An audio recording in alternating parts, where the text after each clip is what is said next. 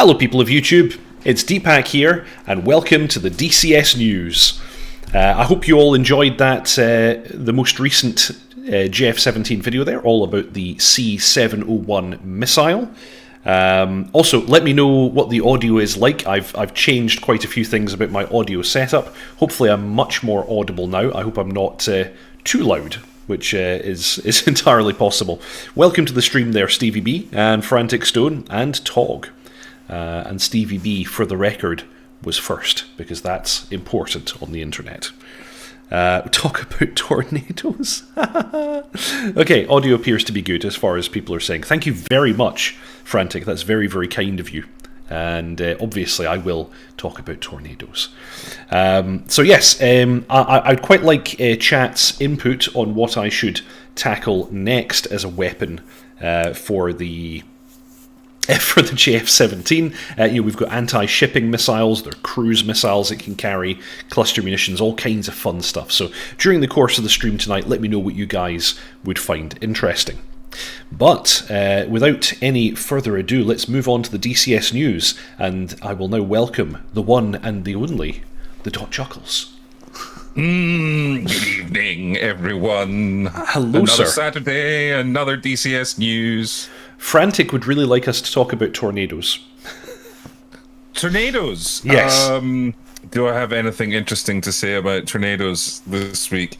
I did see there was an aircrew interview on the aircrew interview channel with some tornado pilots. So there we go. Okay, that's oh wow, that's a thing that happened. Thank you very much, everybody. I'm getting donations. Frantic sent one because he wants me to talk about tornadoes, and Storm Kinbarry has very kindly sent some money as well. And did I just see you just hit 3K? Woo! I didn't know. Thank you very much, everybody. I just hit 3K. That's most splendid. Thank you very much. Done. It's all of you that got me there. Thank you very much. Well done. Congratulations. Alrighty. Well, as the name of the stream implies, perhaps we should talk about the DCS news. So yeah, probably. Let's start, as we often do, by taking a little look at the newsletter. And very first thing that they talk about is the Halloween sale, which sounds very, very exciting. And they've accompanied that with a fancy little video. I wonder if we should watch their fancy little video. Let's stick that on, eh? So it's an up to 50% discount. Now, sadly, as always, I'm bringing you this without audio. But you'll just need to imagine the audio. And the audio is good, in my opinion. Yeah. Oofed. Ooh. Whoosh. Yes. So yeah, up to 29s. up to 50% off, and some things are at 30%, which is looking really, really cool. Yeah. Now there was a list. It was on the newsletter, but it seems to not be there now. Of what was on the sale. It's further down. It's near the bottom, I think. Further down. Yeah. Let's just have a look at that. Actually. Sorry. Having top side tone problems. Where are we? Okay, so modules with a 30% discount. We are looking at the F-16, the F-18, the A-10, the P-47, DCS channel map. Okay, so that's a big discount on a map. Okay. And the Super Carrier and Syria, so another discount on Syria. And the Hind and the Thunder. That's a good little haul at a 30% discount. I have to say. Absolutely. And perfect for people wanting to fly with the VAF. Because exactly, yeah. we use both the Syria map quite a lot and the Super Carrier, so those are good ones. Yeah. So I'm trying to see what's missing here. I don't think there is anything really missing, is there? Well, let's see if we whiz down here. Yeah. Okay, so the Mosquito isn't there. Actually, there is quite. Not surprising. Yeah. So some of the more sort of esoteric and older modules. C101's not there. Yeah. Yeah. Okay. Actually, so there is quite a bit not there, but like this is like basically all the big new modules in a way, because I mean, like the big names here is the F-16, the F-18, the A-10, and the Hind. They don't make clear. They don't make clear here if we're talking about the original A-10C module or the A-10C2 Tank Killer 2 module. I think it must be this. It must be the new one. I mean, it's got to be. I would have thought so. Yeah. Yeah. That's what makes sense. So, and the thing is there's quite a few people that haven't jumped into the Syria map. And it's the best one, in my opinion. Yeah, it's really good. And the super carrier is fairly good fun as well. So, like, if the kind of things people might not have picked up, I would say the little bargains here are the super carrier and the Syria map. Yes. And actually, as a little cheeky ad, if it is the A10C2 Tank Killer 2 equal embombing, get that, because I don't think a lot of people pulled the trigger on it. But well, actually, Sopright is correctly saying you can't buy the original anymore, so it is of course the new version. Okay, well, for everybody that didn't bother upgrading, I would suggest upgrading because it is quite in advance. It's nice, and you're getting a little cheeky 30% discount. So some good choices on the sale there. Absolutely. Oh, but thank you very much, Channel Right, for another donation. Contribution from me and my GF17 doggy co-pilot, says Channel Right. Thank you very much. That's very kind of you, sir. I now have a mental image of a black Labrador in a pilot's helmet with a mask hanging down, wagging its tail. I like that. Yeah, that's good. I like that too. That's a good image. Yeah. So we have the sale. It's running until the 3rd of November at 3 p.m. GMT for some reason. It's an unusual third. Anyway, don't know why that is. So very exciting. They also had an update this week. We've now got Open Beta 2.7.7, which has a bunch of fixes, and you also get the Forrestal. Now, we're going to have to talk a little bit at some point about all the stuff that Heatblur have given us this week, because it's mental. Yeah. It's so much good stuff. But we'll touch that in a minute. And the F-16 has received the CBU 103 WICMID, which is also very, very nice. It's also received a bunch of other stuff, but we'll touch that in a moment as well. And the Mi-24 Hind now has the AT-9 Spiral 2 missile, as well as the original one, whose name I forget. Yeah. So a bunch of really, really cool stuff. Also, the Mariana Islands map now includes waves that break on the shorelines and a more realistic seabed, and they also added 9 additional islands, which is really, really cool. They've extended it north along the chain of islands. Quite a big extension as well. Like, I mean, the distance between these islands is not inconsiderable. It's a long distance. Inconceivable. It's. Do you know what? It's been a long day. Yeah. And I'm too sober. So, yeah, no, I just downloaded the Mariana Islands a couple of days ago when this patch came out, because I thought, wow, that makes this... It's getting really interesting with all the extra land masses they're adding. I've still not flown it, but I need to give it a go and see what it's all about. Yeah. As Paul in chat, a little shout out from 2 Squadron VAF there, saying congratulations on $3,000. So. Yes, welcome to the stream, Paul. Very nice to have you aboard. And I noticed Fair FM. Sorry, I didn't shout out to you earlier. It's good to have you along. So the next thing in the newsletter is all about the F-14. Now, we got an absolute mess of stuff added to the F-14. In fact, I'm going to jump to the changelog momentarily because it does a better job of enumerating it. The big ticket items that we got here, of course, the Forrestal aircraft carrier. Now, it's currently standard DCS carrier capabilities. I don't know exactly what their roadmap is, because I know earlier on they showed a whole bunch of modelling of ground crew and things like that. So I'm going to say I think it's going to be a super carrier compatible module later, based on the work they've been doing, but they haven't exactly spelled that out yet. So I'm prepared to be wrong on that. But yeah, standard carrier capabilities currently. So highly detailed and accurate visual model, catapulting and arresting wire systems, night lighting, elevators, and hangar parking for the AI, 12 parking spots, 4 active catapults. It has CWIS and Sea Sparrow. So pretty cool. They've also added 4 new vehicles that can be placed on the carrier. I assume we can place these on any carrier.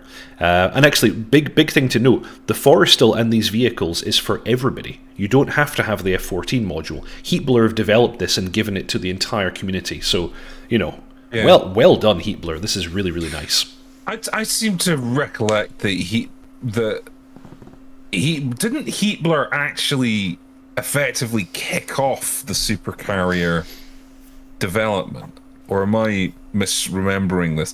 I seem to remember that there wasn't really going to be a supercarrier until Heatblur kind of said we want to put out this carrier, and then like ED picked it up, and like I think there's some kind of shared heritage going on here.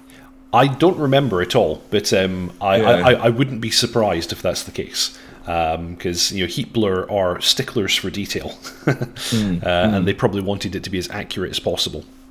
Hello Byron, welcome to the stream. But yes, we have a tow and a huffer vehicle.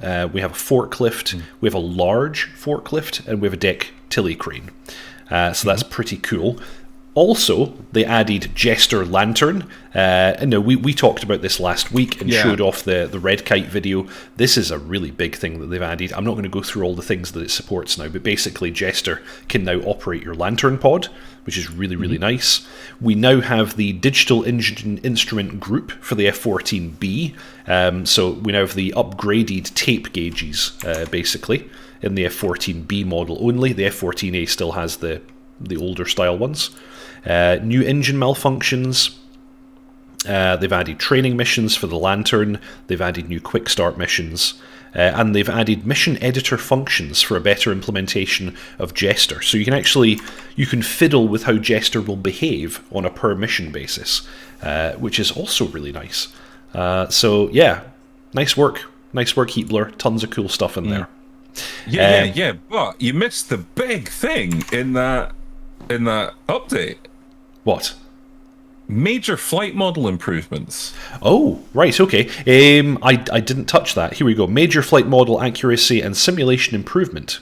Okay, so there's a whole bunch of stuff listed here. Yeah. Mostly drag, flight envelope changes, static stability, gear pitch effect, sorry.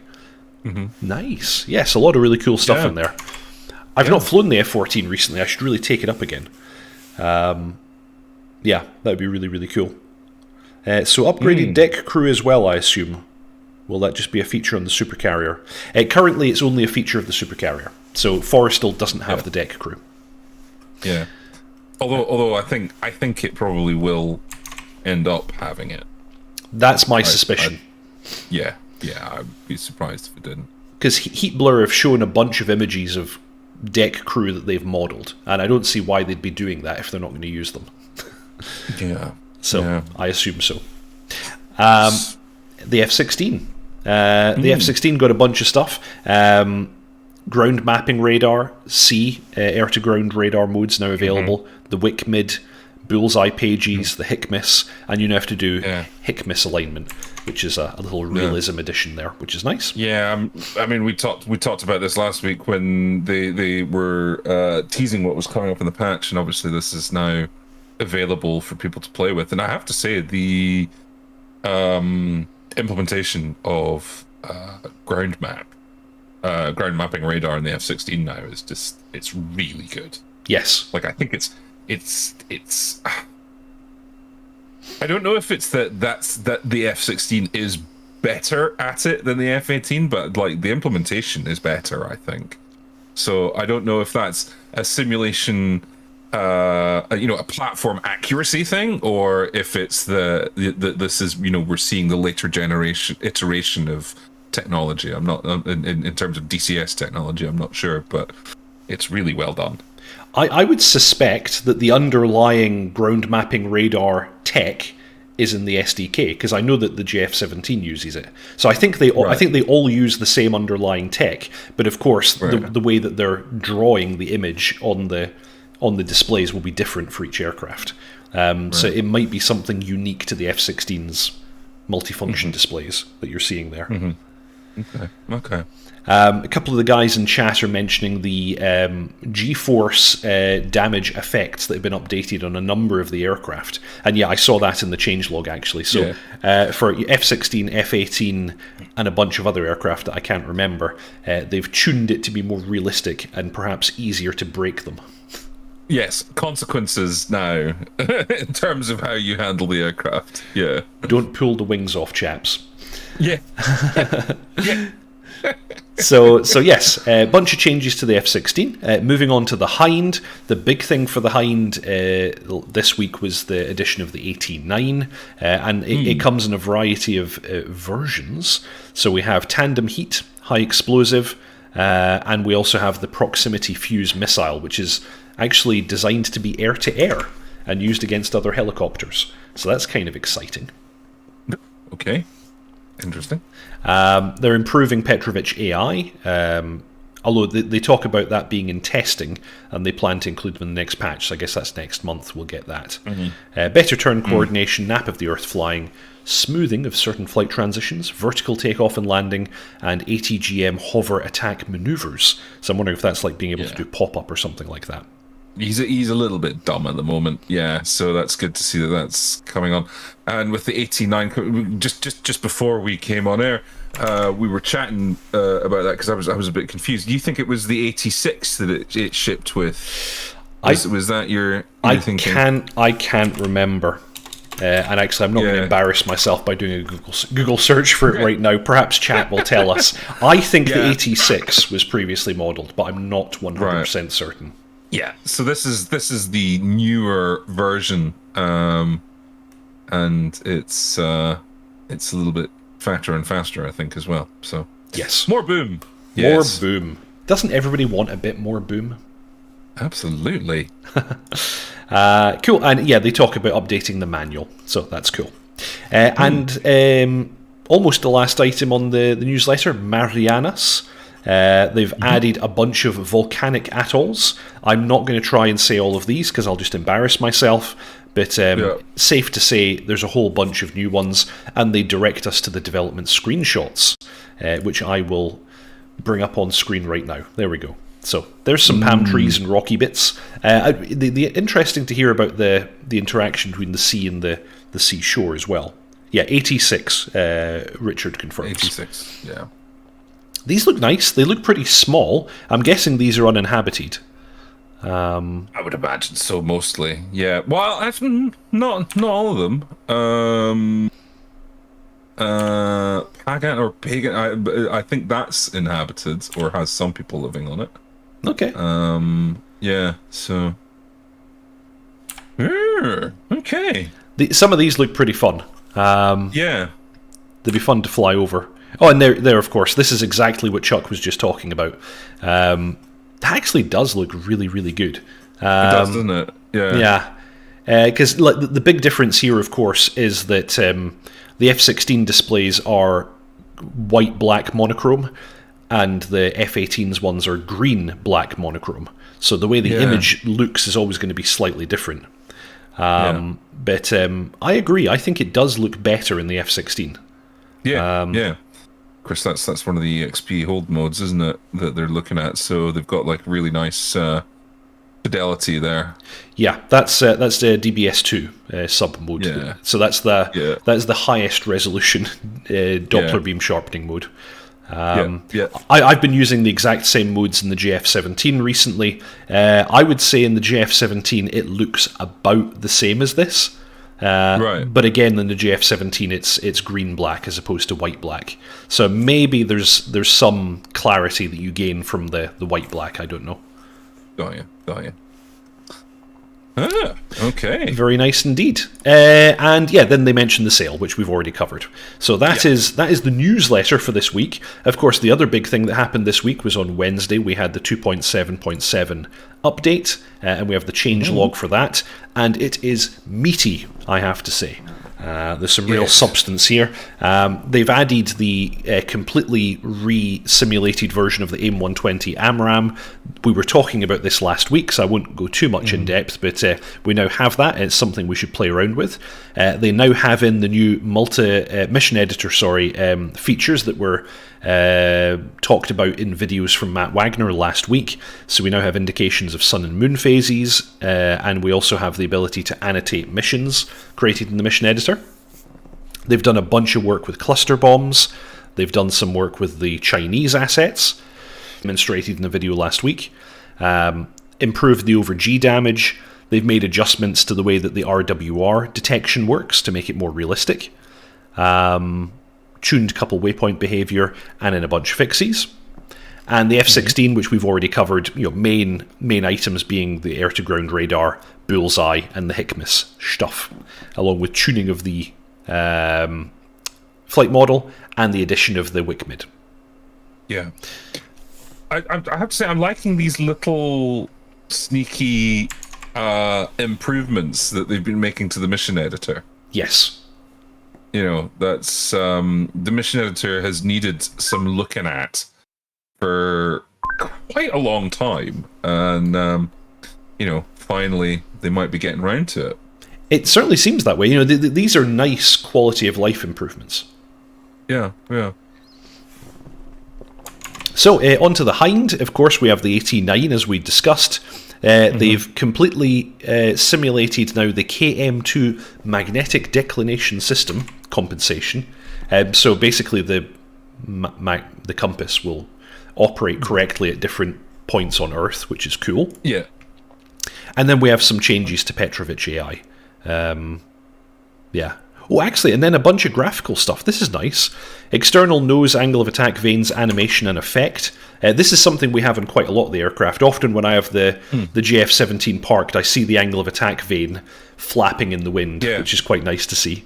Cockpit shake, pilot operator PKI aiming sight is now implemented. I have not a clue what that is. Trimmer sounds. That's the sight that you can use, that the pilot can use to aim the missile as well. Oh, okay. I think it's either that, or because I seem to remember that functionality is coming. Yeah. Okay. We've also now got the KMGU container models and animation improvements. Main cannon shell casings now eject, which is cool. Horizontal stabilizer is now animated. Yeah. So that's all nice stuff to see. So the vanes being animated is really useful because certainly in the KA-50, I find that a better indication of flying in coordinated flight than the ball. Yes, it's going to be more immediate, I think. Yeah, exactly. Yeah, that's pretty cool. A10C Warthog, A10C2 Tank Killer. Some small fixes, nothing particularly exciting there. Mosquito, we've got updates to the engine sounds. They've added kneeboards, improvement to parameters of the T1154 and the R1155. I don't know what those are. Visible internal structure when wings are damaged. Bunch of fixes there. I don't have the Mosquito, so this is something that I don't have much visibility of. I think somebody after the patch in Discord said that the patch had apparently broken the Mosquito. Yes, this is what somebody said, and that's all I know about it because they gave no further detail. They said latest patch, Mosquito's broken. I'm like, broken how? At the end of the day, it's open beta, so these things are going to happen. Sometimes the patches will break stuff. That's not unusual. Bunch of World War II stuff. Nothing too exciting. And then, of course, we have the F-14 by heat blur. Already went over the big ticket items here, but this is a really, really big patch for the F14. Really, a lot of good stuff in here. I'm wondering if there's anything else to call out. Not really. No. World War II. Meh. Yep. Still seeing patches for the C101, so this is really nice to see, because of course Avio Dev must be full steam ahead on the Mirage F1 now, but they're still tweaking the C101, so very nice to see that. Some small bits and bobs. JF17, really nothing major here. This is all just fixies, which is cool. Again, for the Harrier, just a bunch of fixies. Two things that came into the Harrier without them actually mentioning it in the changelog were that we now have 3 different ammo types for the gun pod, which is nice. Right. And they've also added the CBU-99, which is basically exactly the same as the Mark 20 Rockeye that it already had, but with more modern fusing, so you can do more with it. So, nice to have. Gazelle, still seeing updates to the Gazelle, which I'm very, very happy to see Polychop doing this. So yeah, some nice stuff. Sand filter particle separator is now simulated. So I guess previously they were just graphical and they didn't do anything, whereas now they do something. So that's and it's nice. good to see that they fixed that the trim is now working. Yes. You kind of need trim. You kind of need that. Yes. Yeah. Bunch of fixes to the World War II asset packs, fixes to combined arms, the stuff we talked about with the Marianas, and then a whole bunch of campaign fixes. Not only campaign fixes, but we also got 2 new campaigns this patch as well, 2 MiG-21 campaigns, but we talked about that last week. So, a lot of stuff. Big newsletter, big updates. Really, really good to see. So, next, what do we have? Well, Matt Wagner, he releases videos sometimes. They're pretty cool. I like to watch them. You want to see one? I've got one for you. Yeah. Let's watch. Well, isn't this beautiful? Nice new video by Matt Wagner, the introduction to the AH-64D. He actually goes into quite a bit of detail about the panels found in the pilots and co-pilot gunners' cockpits, and he adds some information about what each seat is capable of actually doing. The main thing being that the co-pilot gunner is the only one able to actually operate the TADs, which is quite pertinent. Oh wow, someone's posting in Russian. Welcome to the stream, Staz. I have no idea what you just said. I'm going to assume he apparently said, "Here's a real Verpal from above." Okay. Wow. Oh, you just translated it. Okay, right. I was wondering, I didn't realize your Russian was that good. No. Although, that said, that's Google Translate. So, it might have been a recipe for baklava for all I know, Oh, I like baklava. Same. Yes. So this is a really, really nice video. This is really good to see. And he's demonstrating, of course, the integrated helmet sight thingy. For some reason, my quality keeps stepping down. Let me try and pop that back up. Really nice to see that in operation, what it looks like when you're flying around. It looks like it's fairly easy to follow, having that flight path marker, having the vertical speed always present, it looks like it's probably easy enough to fly it quite accurately. Yeah. And I noticed some of his flying, some of the gaps he chose to put that Apache through, a little bit tight. Yes. Yeah, a little bit fast at nap of the Earth level, supposed to be below 40 knots at that height, but... Do you think that was done in one take? Probably not. He's commented a couple of times in the past that his helicopter flying is not that good, but I'm imagining that he's gotten some practice in recently. I mean, it's the thing that struck me about this sort of little introduction to the Apache is with this version, the sort of 2005 onward version, just how bare the cockpit is. Yes.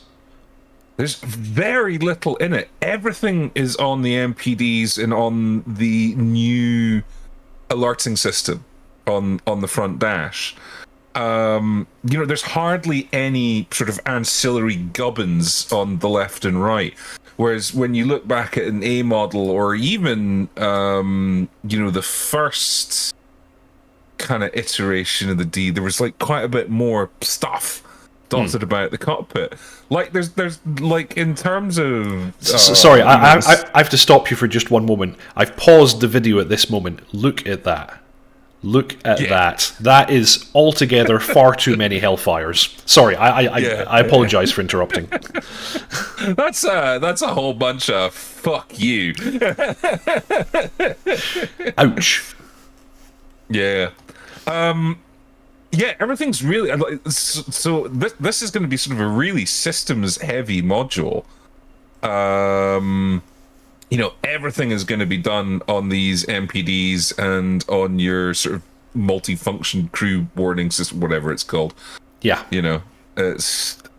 I think it's the enhanced. A lot of systems to learn. I think it begins with the term enhanced, so it must be a newer version of that. Yeah, there you go. He flips through a bunch of the pages here. They clearly have quite a few of these already modelled, which is nice. Yeah. And yet he's now pointing at that system on the front dash as well. Yeah, I agree. Yeah. This is they've clearly simplified the cockpit layout a little bit for this more advanced version, so that's quite nice.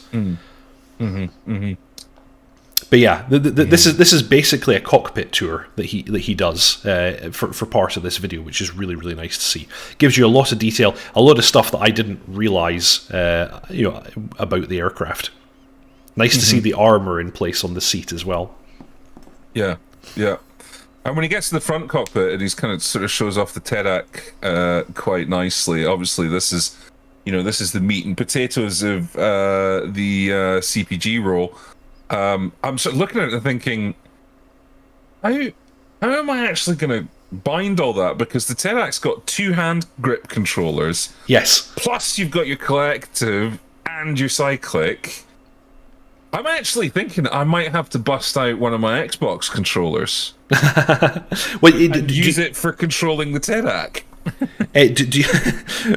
Mangash is asking if you can watch YouTube on the MPDs. Sadly, no. Does your HOTAS setup have modes? Because mine, I have like a mode switch, and I can put it into different modes. So I guess you could have a mode for just operating the TADs, and then another mode for flying. Yeah. But I almost think, like, looking at the way the TEDAC's set up, it kind of feels like, that would actually be quite appropriate to sit there, with your controllers and use the TEDAC. Well, you realise that while you're using it, you'll have to hold it up in front of your face. Yeah, you'll have to be like... Yeah, that would be cool. That would be very cool. But yeah, an absolutely brilliant video. Really nice to see all the detail of these and where everything is. Well done, Mr. Wagner. Always good videos from you.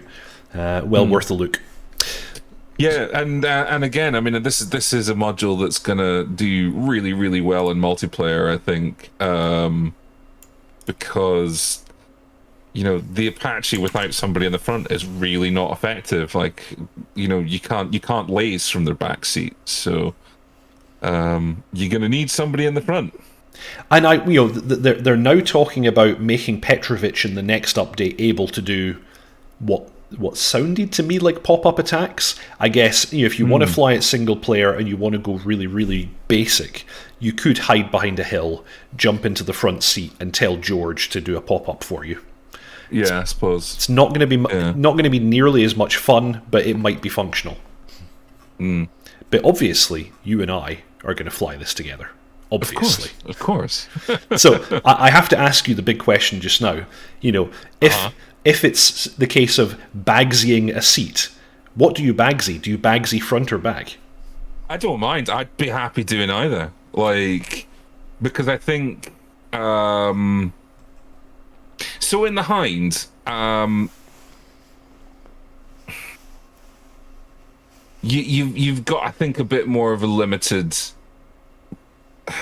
I say limited role. It's not. You're still keeping a lookout. You're still, doing observation, but you've got less tools at your disposal to play with. Whereas I think in the front seat of the Apache, you've got so much kit that you can be using to gather intelligence, recon, find the safe approaches, find your targets, do all that kind of stuff. You are going to be a busy boy in the front seat of the cockpit. And of course, as the pilot, you're going to be busy flying. So I think like you would be happy in either seat in the Apache, unlike in the Hind, where you're busy, but you're having to work annoyingly hard because you're needing to use either the Mark 1 eyeball or you're using the shitty periscope thing. Yeah. Yeah, I totally agree with you there. I think, the front seater in the Hind, while you're in cruising flight, the front seater is just an observer. All he's doing is maintaining a scan, telling you if he sees anything, maybe give you some feedback on how things are going. That's pretty much it. Yeah. Somebody was just commenting there that pilot models not visible when the aircraft was sitting on the ground. Yeah, that's true. And in the air, actually. I've just noticed it. Yeah. So I guess they haven't modelled the pilots yet. It's not even released in early access yet, so that's not a big deal, I don't think. Yeah. But I think we're still on for our timeline. We've speculated Christmas. Yes. I think is kind of what we've said. And I think with the timing of the release of this video, I think that's still on. I would be very surprised to see it out in November. Yeah, me too. I was having a chat with Frantic a little bit earlier, and when he saw this video, he says, "Okay, so it's coming out in November then." And I was like, "Meh, I don't think so." The only thing they've committed to is this year, and I think the thing that makes sense is December for sure. Because going on sort of past kind of releases, we usually see about 4 study videos before a module comes out. We get the introduction, we usually get a startup and taxi, we'll get a weapon system of some kind, and we'll get a sensors of some kind. Yes. And so I think we've got about another 3 or 4 videos still to come before this is going to drop. And if he puts one out a week, which is probably going to be quite tough going, I mean, that puts us well into November. And so I still think it's December for this. Yeah, me too. Frantic is commenting that I've outed him. Well, we've referenced you twice in this video, Frantic. You're basically famous now. Yeah. So you should thank us. He also says he thinks Kaiwa is on track, but Ed have probably told them to hold off until the Apache's out. This was something that I had speculated about as well, but we have zero information. Yeah. Nobody knows. No, I don't think it's anything like that. I mean, they take a long time, and this is how they've always done it. Even going back to the Gazelle, there would be big periods where you heard absolutely nought, and then they would drop some big news. So we'll wait and see. Yeah, true enough. Wait and see. True enough. But watch this video. It's really good. It's a nice cockpit tour, and there's many little tidbits of information in here that I think everybody's going to enjoy seeing. Okay. Moving on, I'm going to move on now to a video which is all about an audio mod. And, of course, we're not going to play the audio. Of course we can't play the audio. So, I want you all to just imagine this. This is Echo 19. This is the guy who's previously done audio mods for, like, the FA-18 and things like this. This is really good audio mods, I might add, as well. Really good ones. And this is one he's calling Core. So the idea here is that he's basically creating alternative sound sets for the environment, for external sounds, and actually he's even targeted a couple of the aircraft. So he's doing improved sounds for like the MiG-29, for the Harrier, and for some other ones that I can't remember right now. His work is always really, really, really good. His work is free, but you have the option of donating to him, and I think if you like his stuff, you should donate if you can. But I really enjoyed his FA18 mod, and the idea of having improved sounds for the Harrier is very, very exciting for me personally, because I mostly fly the Harrier right now. Maybe they'll add the buzzsaw. I don't think they can. That's the thing, because I think that would need support in the module, because it only kicks in at certain throttle settings. So right. I think that would have to be simulated. As an aside, I did hassle Razbam about that on their Discord, and whoever their community spokesperson is, I forget his name now, Alpha something, he said that he really wants to see it too, which isn't in any way a commitment from them, but you know, if even their community guy says he wants to hear it, then that's great. Yeah. Yeah, so going to be cool. I'm looking forward to this. This has a release date of mid-November. It actually says at the end of the video, so we'll see in a moment. But I'm really excited for this, and as I said, it's free. Oh, here we go. He's going to say something in a moment, I guess. This is free, but yeah, you should consider donating to Echo 19 if you like his stuff. I mean, that said, the it's like the level of sound effects now in DCS is standard is so much better than what it was. I was flying the F-16 recently, just an and I was like, you know, playing basically and watching the external view. And it sounded really good. You know? It does. Oh, here we go. Yeah. Releasing November 2021, it says. So it doesn't give a date, but yeah. You know, I totally agree. Like, for a while, I used Echo 19's mod for the F-18. Simply, as did I. Yeah, simply because I felt like the standard sounds were not good enough. The external ones in particular. But now they really are. So now I don't use it. But for the Harrier, it would be nice, because I think, and I'm sure that Razbam would agree, I think the sounds for the Harrier need another pass.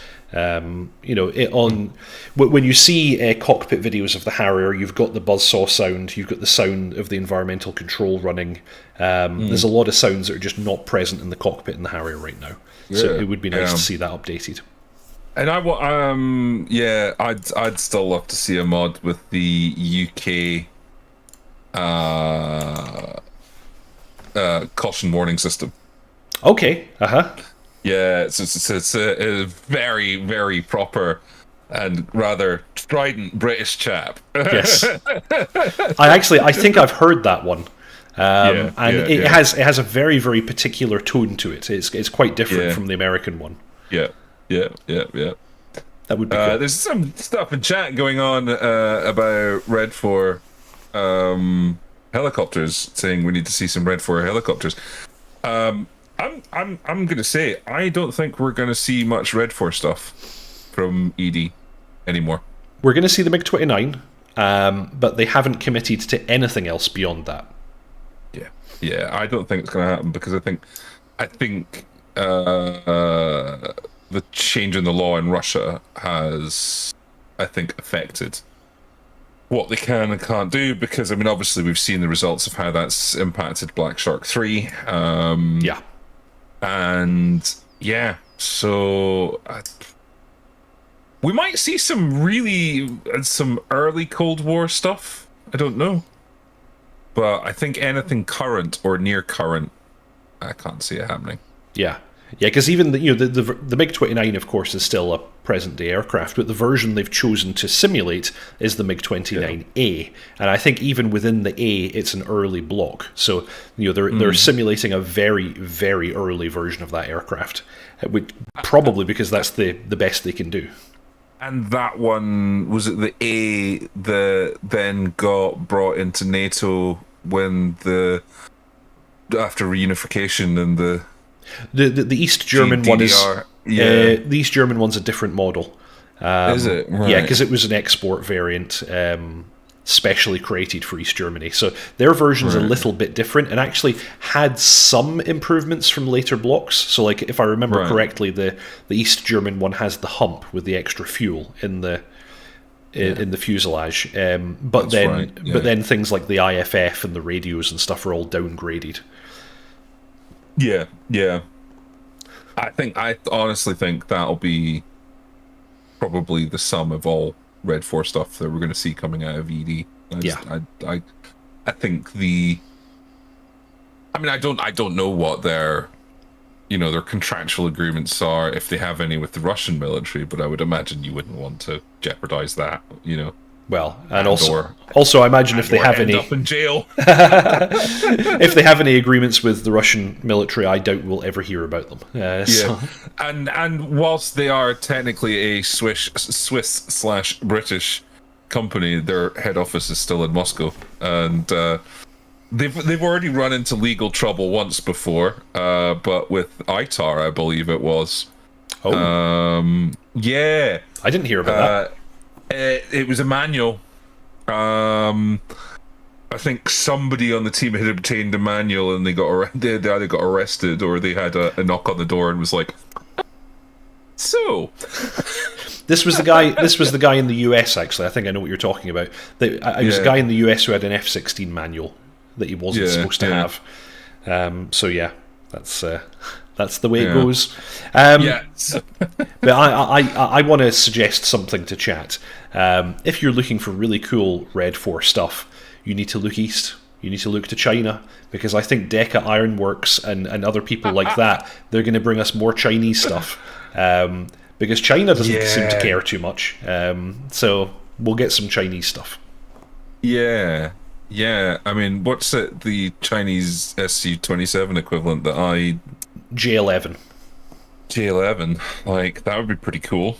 Yeah. Wouldn't mind that. Well, of course, we already have it in game. Deca Ironworks already brought us the J11, but it's only low fidelity. It's not clickable or anything.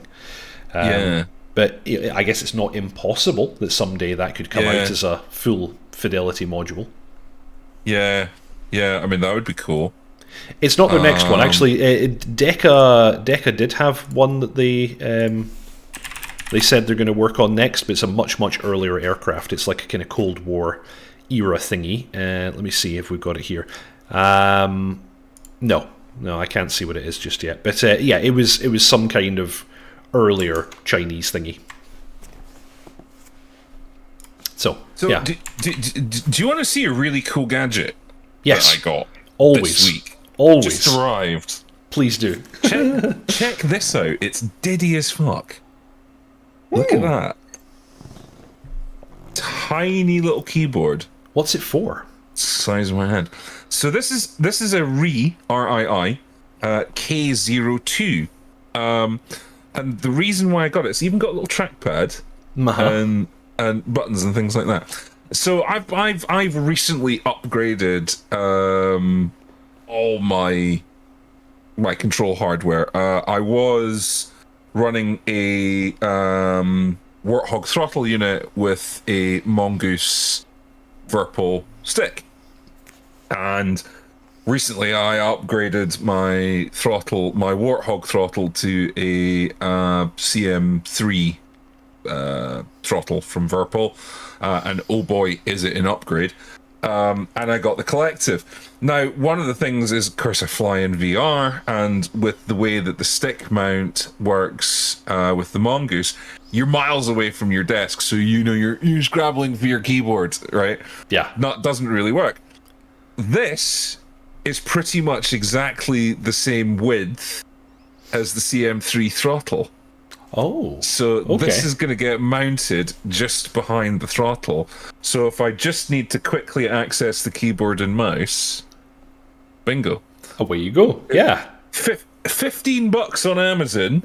Wow. And it's even got a laser pointer. See, my solution for this is that I have a trackball strapped to my leg when I fly in VR, and that works quite well for me, but of course no keyboard. But I have my keyboard dragged as close to me on the desk as possible, and I can reach it. So because I went with Monster Tech, and Monster Tech had got I had the Monster Tech mount for the Warthog. The CM3 has a mounting adapter kit that allows it to mount to the plate that the Warthog went on, but of course the CM3 is shorter, so this just sits perfectly behind the throttle on the mounting plate. Nice. I'm just going to get a little bit of Velcro to stick there. But yeah, little trackpad, mouse buttons, all the keys if I needed access to the keyboard, and it's Bluetooth and rechargeable, so no need for another cable. Really nice. 15 quid on Amazon. On Amazon. Okay, there you go. Chuck's top tip of the week. Yeah. That's really cool. Someone called Alienware PC. Yeah. Mentioned, actually, I forgot to mention this one, and it is really cool. The JF17 has so many of these cool little features, these nice little bits of simulation, and this is one of them, and they updated this in the most recent patch. So if you fly through too much smoke, the engine can flame out, and apparently this is an issue that the JF17 has in the real world. This is actually something that can also affect the F14, as I understand it, in the real world. It's susceptible to smoke ingestion.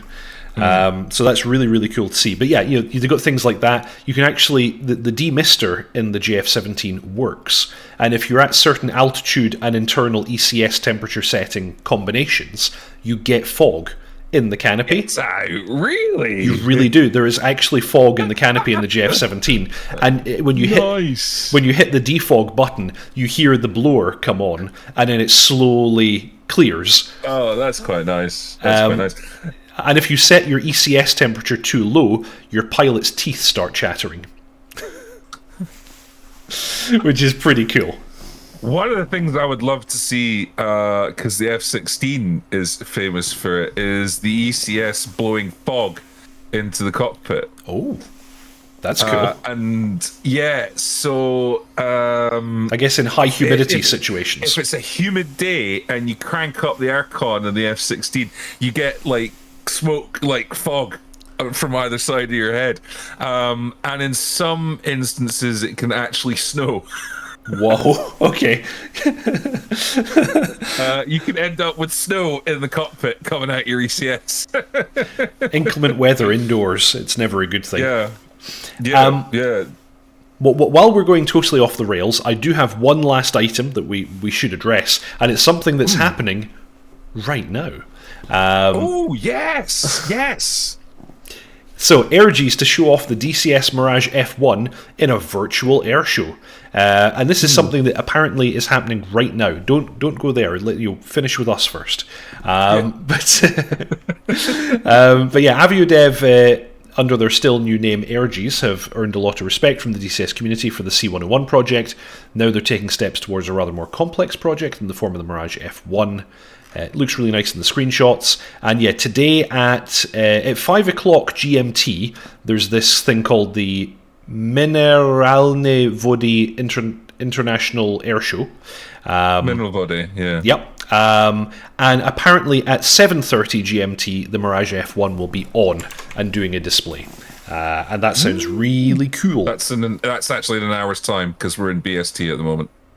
Of course we are. And I'm in CST, so I'm even more confused. Central European Time, CET. Sorry. So everybody can stay here. Yeah. Yeah. I have a soft.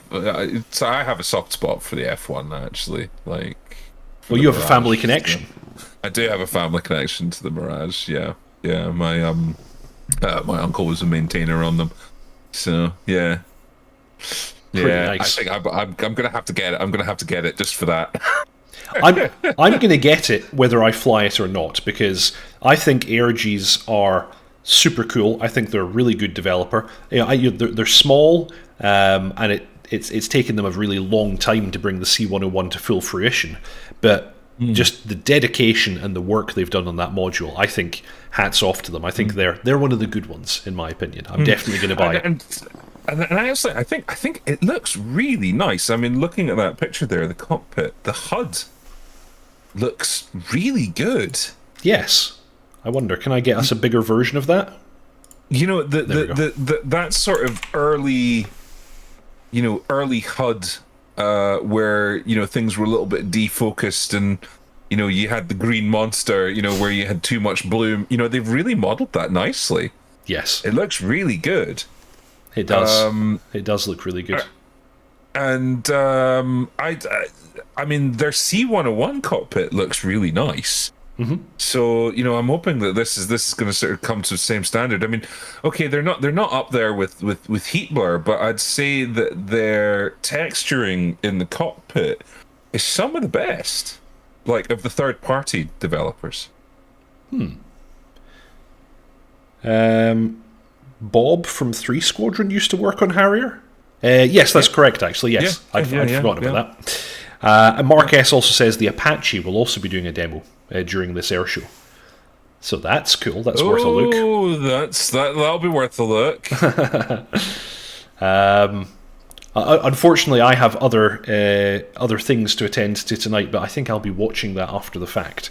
That'll be a nice one to watch back. Yeah. Indeed. Very cool. Yeah. Well, that was everything that we had in the document for the DCS news today. Was there anything else that you were wanting to talk about tonight, Chuck? No, I think that's it. I think my week has mostly been about setting up new kit from Virpil that arrived in sort of good time.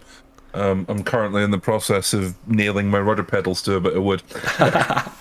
It was really nice flying with you. Was it earlier in the week, or was it earlier in the week? Yeah. This is my return to flight status after some time flying a desk, unfortunately due to work commitments. So it's nice to be back in the cockpit.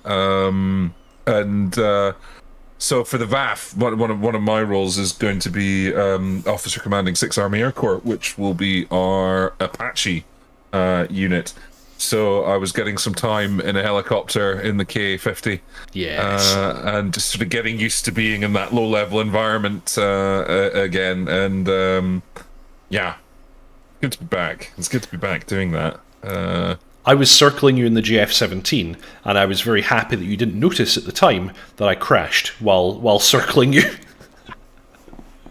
You were just happily doing your thing, and I ended up ploughing it into the ground.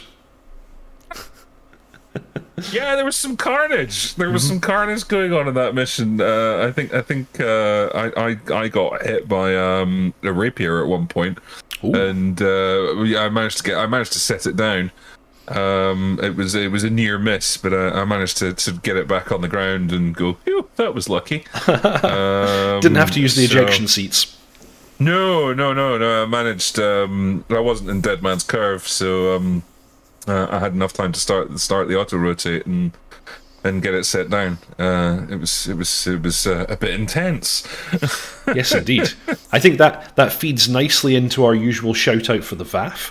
Both myself and dotChuckles are admins and founders of the Virtual Air Force. You'll see that there's a Discord link in the show notes below. Everybody is welcome to join. We have a kind of combined sort of opt-in milsim and light approach. Like, you can just join and fly with us whenever you want, or if you want a more milsim approach, you can join one of our numbered squadrons, complete mandatory training, and fly a particular airframe to quite a high level with the support of your squadron. But hey, if you just want to turn up and fly with us, everybody's welcome. So please think about doing that. Yeah. Squadron's always growing, and we're always looking for more people to join. And we're also always looking for more airframes. We currently have squadrons for the F-16 and for the Harrier. We will, as Chuck said, be adding the Apache fairly soon, and we'd really love to see people flying the F-18, F-14, JF-17, whatever floats your boat. As long as we have the people, then we'll do it. Yeah, in fact, just this week we were talking about starting A10. There's been quite a bit of interest about that, but the difficulty that we have is that we don't want to start a squadron unless we've got somebody who is, willing to lead it and has technological knowledge to lead it. So lots of people who are very interested in flying an airframe, and then it's like, okay, cool, well, we'll start a squadron, that's fine, would you like to lead it? No. That's fine, I totally get it. I understand it, because not everybody wants to do that. Sometimes, you just want to be a part of a thing rather than actually running or leading that thing. Yes. So we would be interested to hear from people, particularly in the F-18 and A-10, that may feel they might want to contribute by leading a squadron. yeah, we're always looking for squadron leaders, flight leads, element leads, people who can help us run the squadron.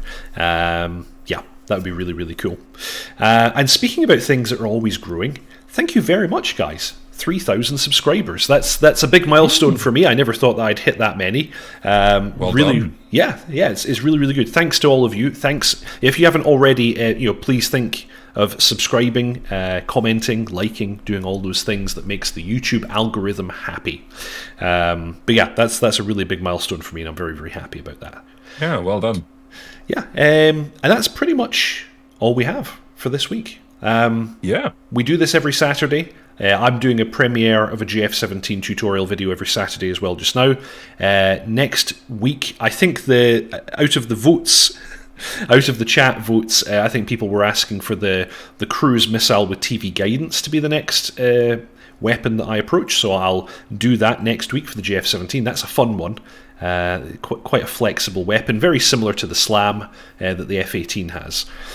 So I will show you guys that next week, and then it'll follow up immediately with the DCS news. I'm also, on Monday, going to do my first Tarkov stream in a little while, because I used to do one every week. I've not done one recently, but I'm back into it on Monday, so tune in for that if you like to see me screaming like a little girl and being shot. Fantastic. Well, thank you very much, everybody, for watching. As always, fly safe, and we'll see you next time.